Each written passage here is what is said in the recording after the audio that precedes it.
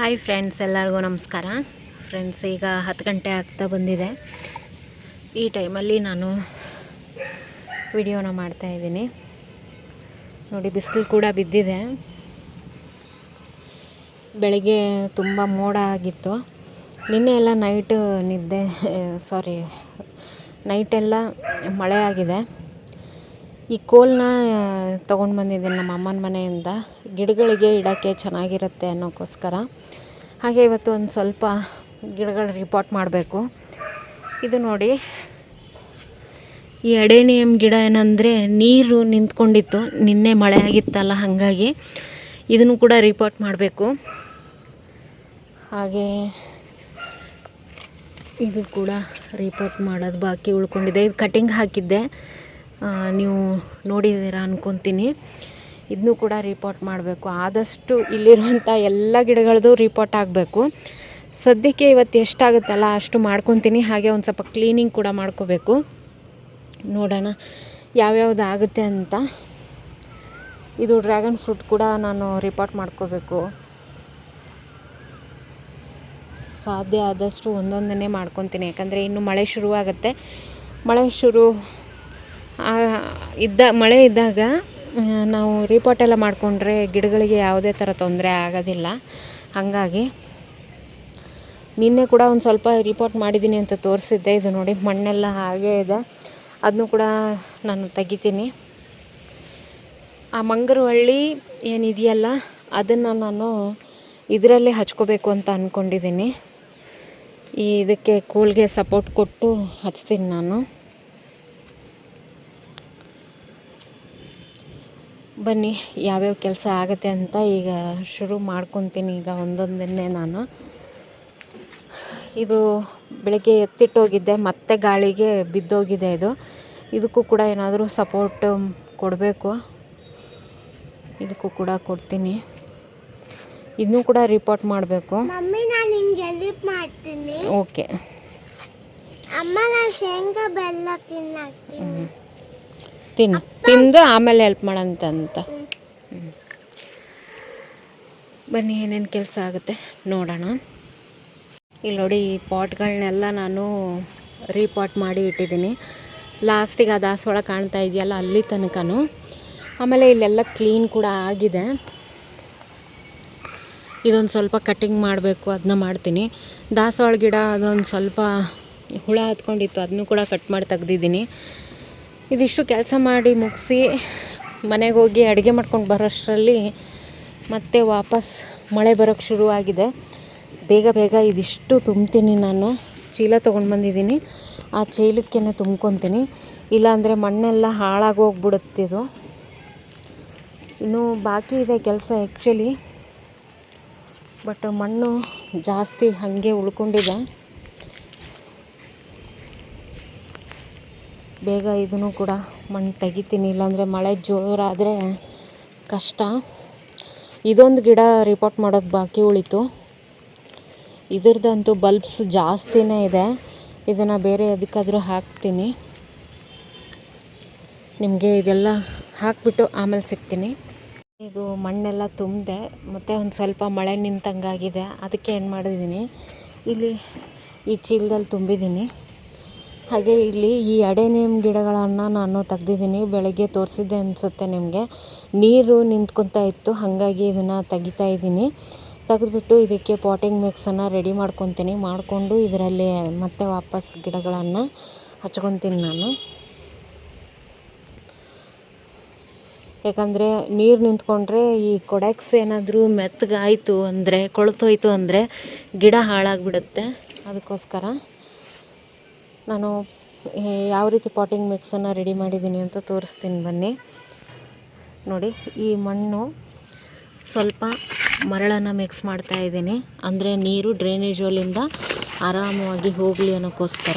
ಹಾಗೆ ಇಲ್ಲಿ ಬೇವಿನ ಹಿಂಡಿನ ಯೂಸ್ ಮಾಡ್ತಾಯಿದ್ದೀನಿ ನಾನು, ಯಾವುದೇ ಥರ ಕ್ರಿಮಿಕೀಟಗಳು ಆಗದೇ ಇರಲಿ ಅನ್ನೋಕ್ಕೋಸ್ಕರ. ಇದನ್ನು ಚೆನ್ನಾಗಿ ಮಿಕ್ಸ್ ಮಾಡಿಬಿಟ್ಟು ಆ ಪಾಟ್ಗೆ ಹಾಕ್ಕೊಂಡ್ಬಿಡ್ತೀನಿ. ಡ್ರೈನೇಜ್ ಹೋಲಿಂದ ನೀರು ಚೆನ್ನಾಗಿ ಹೋಗ್ತಾ ಇರಬೇಕು, ಆ ರೀತಿಯಾಗಿ ಚೆಕ್ ಮಾಡ್ಕೋಬೇಕು. ಈ ರೀತಿ ನೀರೇನಾದ್ರು ನಿಂತ್ಕೊತಾ ಇದ್ದರೆ ಸ್ವಲ್ಪ ಕಷ್ಟ. ಈ ಮಳೆಗಾಲದಲ್ಲಂತೂ ನೀವು ಇದ್ರ ಬಗ್ಗೆ ತುಂಬ ಕಾಳಜಿ ವಹಿಸ್ಬೇಕಾಗತ್ತೆ ಅಡೇನಿಯಮ್ ಗಿಡದ ಬಗ್ಗೆ.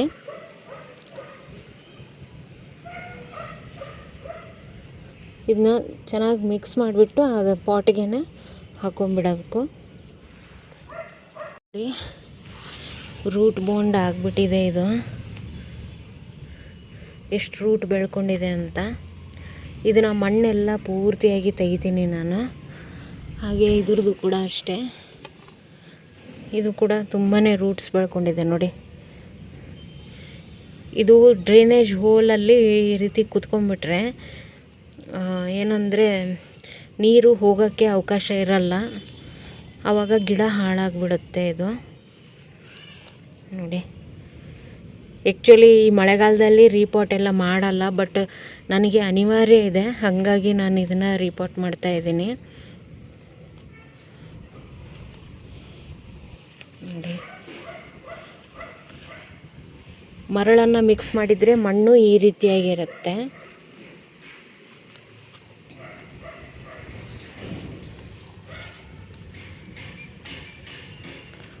ಮಣ್ಣು ಸ್ವಲ್ಪ ಹಸಿ ಇದೆ, ನೀವು ಮಣ್ಣು ಒಣಗಿದಾಗಲೇ ನೀವು ರಿಪಾಟ್ ಮಾಡಿಕೊಂಡ್ರೆ ಸ್ವಲ್ಪ ಈಸಿ ಆಗುತ್ತೆ.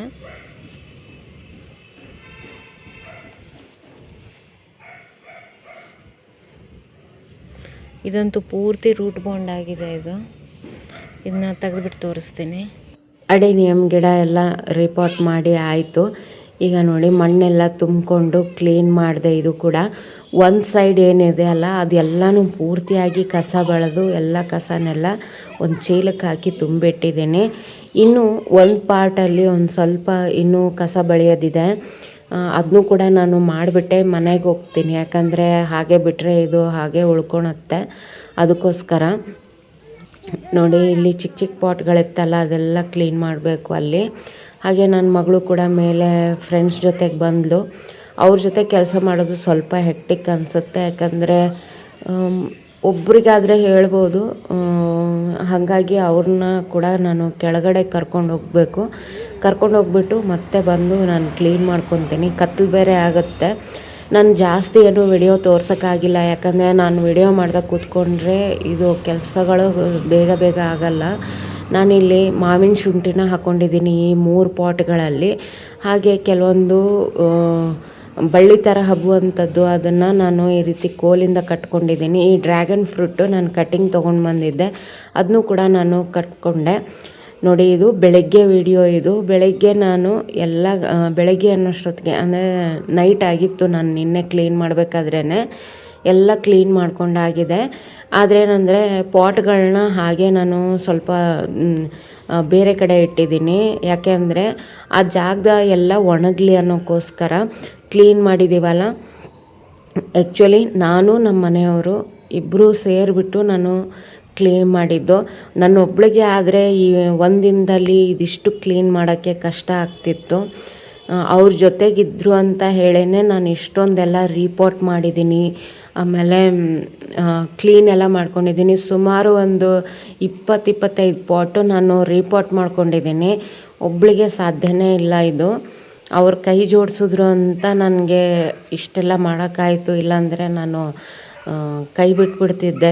ಒಂದು 5 ಪಾಟ್ ಮಾಡಿಬಿಟ್ಟು ಕ್ಲೀನ್ ಮಾಡ್ಕೊತಿದ್ದೆ ಬರೀ ನಾನು, ಕಸ ಎಲ್ಲ ಬಳ್ಕೊಂಡು.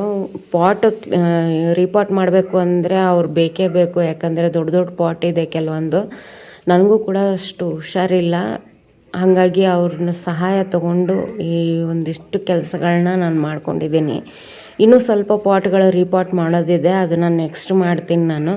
ಸದ್ಯಕ್ಕೆ ಟೆರಸ್ ಕ್ಲೀನ್ ಆಗಬೇಕಾಗಿತ್ತು ನನಗೆ, ಅದಿಷ್ಟು ಕ್ಲೀನ್ ಆಯಿತು ಸಾಕು. ಈ ವಿಡಿಯೋ ಇಷ್ಟ ಆಗಿದ್ದರೆ ಒಂದು ಲೈಕ್ ಮಾಡಿ ಫ್ರೆಂಡ್ಸ್. ಇನ್ನೂ ತನಕ ನನ್ನ ಚಾನಲ್ನ ಸಬ್ಸ್ಕ್ರೈಬ್ ಮಾಡ್ಕೊಂಡಿಲ್ಲ ಅಂದರೆ ದಯವಿಟ್ಟು ಸಬ್ಸ್ಕ್ರೈಬ್ ಮಾಡಿಕೊಂಡು ವಿಡಿಯೋಗಳನ್ನು ನೋಡಿ ಸಪೋರ್ಟ್ ಮಾಡಿ ಅಂತ ಹೇಳ್ತೀನಿ. Thank you friends, bye.